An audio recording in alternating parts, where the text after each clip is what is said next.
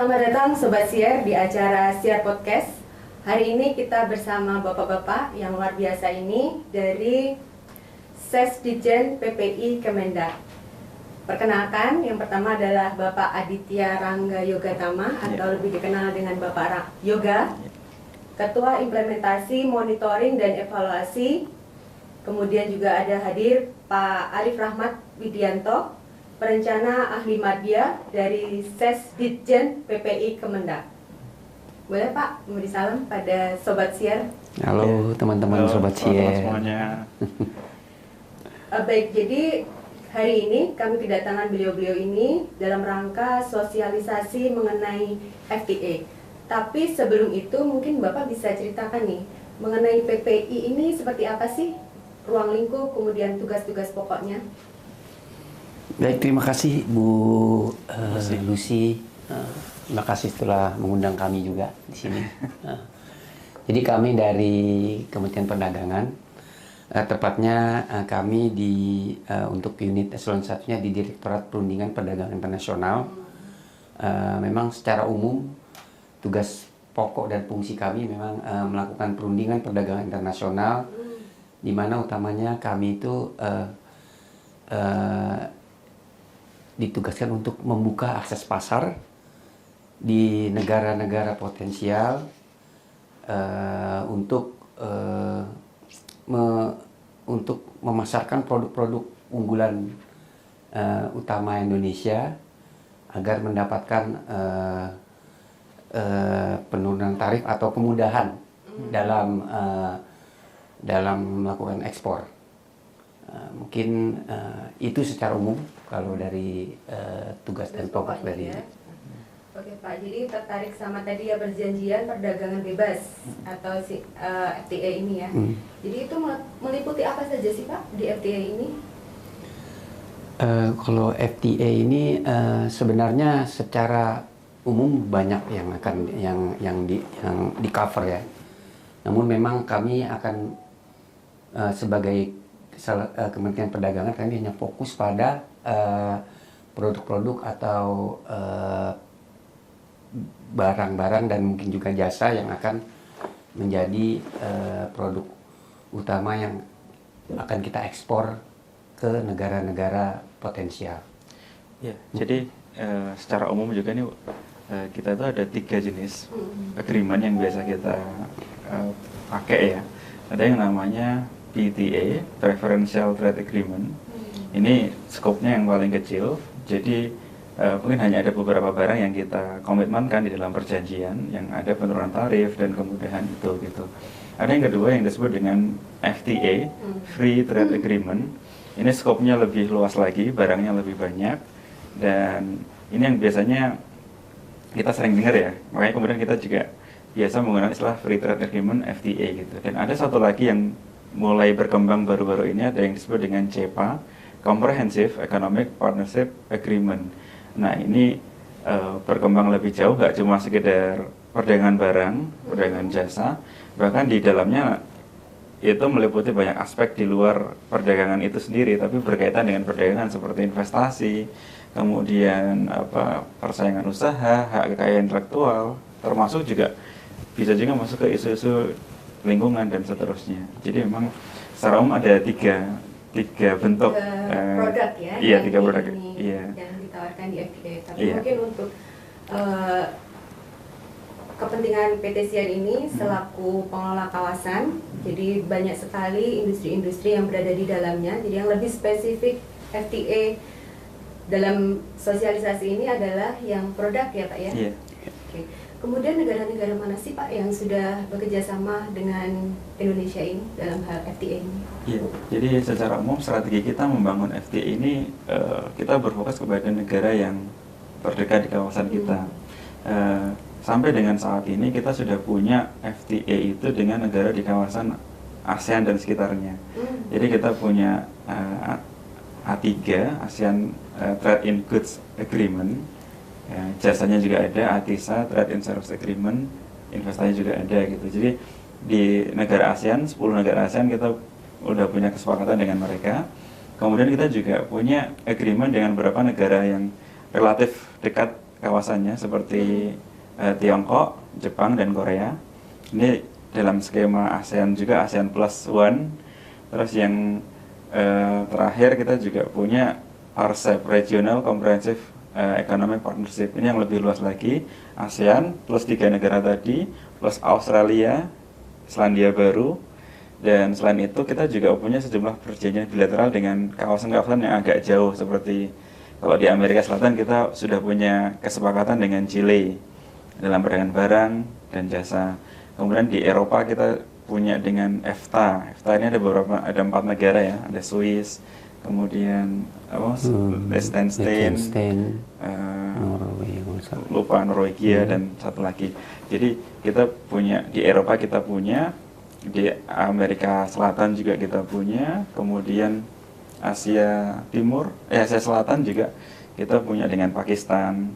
Di Timur Tengah kita punya dengan Uni Emirat Arab. Jadi kedepannya setelah kita sekarang sudah punya dengan kawasan terdekat ASEAN Plus tadi, ASEAN dan sekitarnya, kita juga menjajaki dan mengembangkan kesepakatan itu sampai ke negara-negara yang di kawasan yang lainnya, supaya kita punya diversifikasi juga pasarnya gitu. Oke, jadi FTA ini selain memberikan keringanan terhadap biaya masuk ya, sehingga akan membuat produk-produk di Indonesia ini mempunyai daya saing yang lebih dibandingkan negara-negara yang tidak punya perjanjian dengan negara tersebut. pengimpor. Betul. Gitu ya Pak ya. Kemudian selain keringanan mengenai biaya masuk tadi, ada nggak fasilitas yang diberikan dari tim PPI ini dalam lingkup FTA ini? Ya tadi mungkin sudah disampaikan juga sama Mas Yoga, FTA ini tidak hanya mencakup keringanan biaya tarif saja, tapi juga terutama ketika sudah menggunakan model CEPA, itu ada juga kerjasama economic cooperation. Di situ juga kita dengan negara partner itu bisa menjalin kerjasama untuk saling misalnya saling mengakui standar masing-masing, sehingga memudahkan dalam melakukan perdagangan. Itu seperti itu mungkin Bu. Iya. Kemudian produk-produk unggulan apa sih di Indonesia ini yang mungkin menjadi prioritas dari FTA untuk mendapatkan keringanan atau fasilitas ini? Sebetulnya secara umum yang kita propose di dalam setiap perundingan dengan negara mitra, kita selalu melibatkan kementerian teknisnya yang jadi pengayom gitulah dari masing-masing sektor. Jadi terutama kita pasti dorong industri, produk-produk industri. Kemudian yang kedua pertanian, perikanan gitu. Dan intinya semua produk yang kita punya daya saing, kita punya kapasitas produksi dan jadi keunggulan kita, itu akan kita dorong untuk bisa diturunkan tarifnya, bisa diberikan akses yang lebih luas di negara mitra kita gitu. Jadi secara umum dengan target kita ingin mendorong industrialisasi, meningkatkan nilai tambah, kita pasti prioritaskan untuk produk-produk industri. Dan kemudian tapi tidak menutup, kita juga pasti akan membuka segala macam yang kita punya untuk lebih terbuka aksesnya, termasuk yang pertanian dan perikanan atau yang lainnya yang nanti bisa menjadi daya saing kita di pasar internasional gitu. Oke, jadi FTA ini memang sudah berjalan berapa lama tuh Pak? Kalau dari awalnya mungkin dari tahun histori paling awal kita dengan ASEAN terutama adanya ASEAN di tahun 90-an, kemudian kita kalau nggak salah tahun 2009 ya kita punya yang lebih teknis gitu ya, lebih agreement yang lebih teknis dengan perubahan tarif dan perdagangan barang itu sudah mulai masif. Terutama kemudian itu berkembang, kita kemudian punya strategi diversifikasi, kemudian kita lebih luas lagi negara yang kita ajak kerjasama, itu mulai tahun 2017-an ya, itu kita mulai masif untuk membuka akses ke banyak negara lainnya selain di kawasan ASEAN gitu. Jadi memang sudah banyak dari pengusaha pengekspor ya di Indonesia yang menggunakan fasilitas ini ya Pak ya? Iya. Kira-kira berapa persen tuh Pak dari komoditas Indonesia dengan adanya FTA ini menjadi meningkat gitu untuk sebetulnya ini tergantung juga dari masing-masing FTA dan negara tujuannya, jadi beda-beda. Ada beberapa perjanjian yang sudah sangat masif digunakan itu A3 ya di ASEAN ya, dengan Form D. Kalau nanti mengurus SKA ada Form D, itu yang paling banyak gitu. Kenapa bisa jadi paling banyak gitu? Karena memang pertama tarifnya sebagian hampir semuanya sudah 0% atau semuanya sudah 0%. Kemudian negaranya juga dekat di negara tetangga, jadi biaya-biaya juga nggak terlalu tinggi gitu. Nah paling banyak itu. Nah kemudian ada beberapa perjanjian yang juga tingkat pemanfaatannya berbeda-beda. Nah ini kembali lagi ke seberapa pelaku usaha di kita ini punya target untuk menyasar pasar tersebut gitu. Tapi secara umum sudah banyak pelaku usaha atau eksportir baru, terutama dari usaha kecil juga yang mulai bisa masuk ke pasar ekspor gara-gara karena memanfaatkan adanya penurunan tarif ini gitu. Iya. Nah, program ini kan mungkin belum tersosialisasi well informed ke para pengusaha ya Pak ya. Mungkin untuk para sobat siar yang beraktivitas, berbisnis, berinvestasi di kawasan siar juga mungkin belum ternotis nih Pak. Terus kiat-kiat dari PPI ini untuk mensosialisasi itu dalam bentuk apa saja sih Pak? Ya, secara umum kita berkolaborasi dengan banyak pihak ya. Selama ini kita dengan dinas di setiap provinsi yang ada di Indonesia.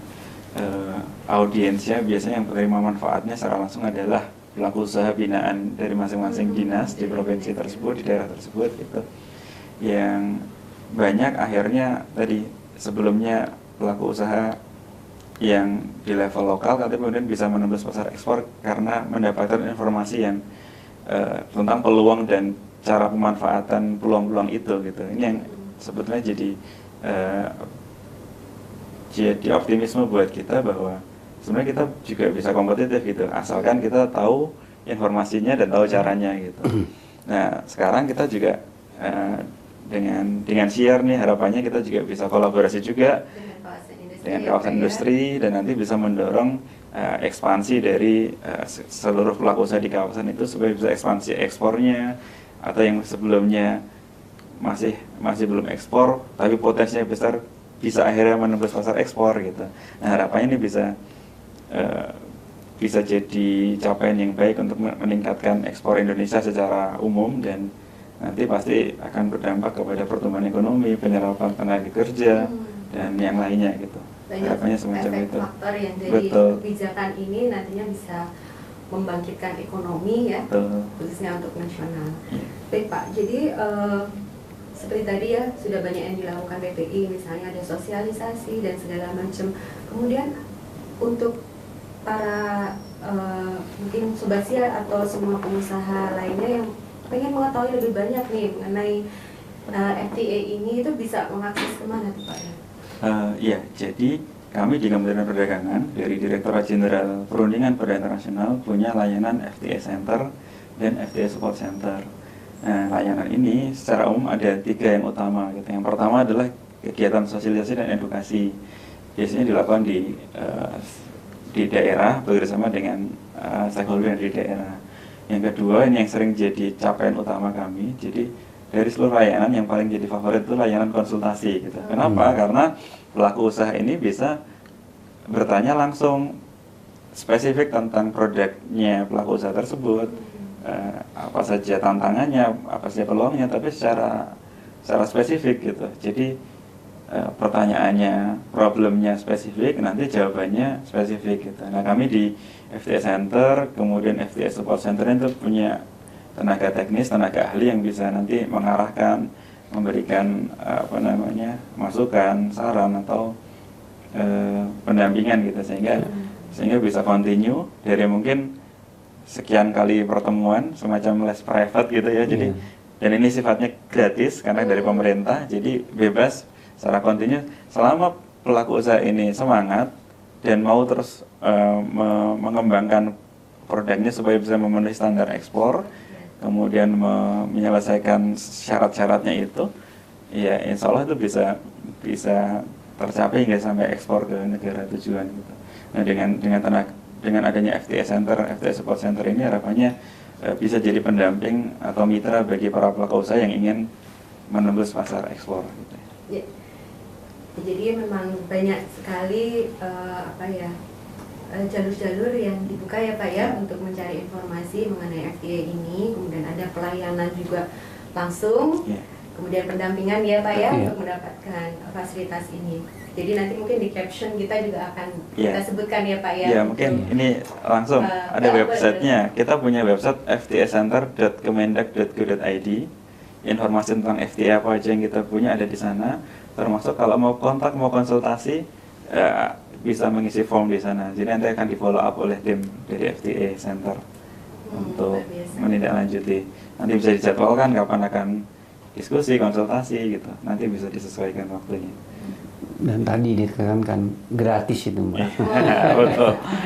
Nggak ada biaya sama sekali. Ya, jadi mungkin FTA ini tujuan awalnya adalah untuk meningkatkan ekspor untuk UMKM awalnya ya. Tapi tidak terbatas itu, untuk pengusaha yang menengah maupun industri besar itu bisa untuk ikut juga mendapatkan fasilitas dari FTA ini. Gitu ya Pak ya. Ya, terutama mungkin yang mau ekspansi, kalau bagi perusahaan-perusahaan besar ingin mencari partner baru atau tujuan ekspor baru juga bisa. Iya, kami juga sering beberapa waktu yang lalu diskusi dengan Bappenas juga, ada riset dari Bappenas bahwa salah satu tantangan untuk bisa ekspor itu adalah kebutuhan untuk informasi. Nah ini yang program-program kami semacam ini harapannya bisa untuk menyalurkan informasi itu sehingga sampai kepada publik, masyarakat, pelaku usaha sehingga bisa memanfaatkan hasil kebijakan pemerintah. Mungkin lebih spesifik Pak, untuk negara-negara mana saja sih FTA ini? Tadi sudah disebutkan memang ya, tapi untuk nextnya tuh ke negara-negara mana saja, kemudian mungkin akan menjadi inspirasi nih buat teman-teman semua yang menyaksikan podcast hari ini bahwa ada potensi untuk pengembangan atau ekspor ke negara-negara yang nantinya akan bekerjasama dengan FTA ini. Iya, jadi kami di perundingan juga sedang punya prioritas perundingan mana yang akan diselesaikan.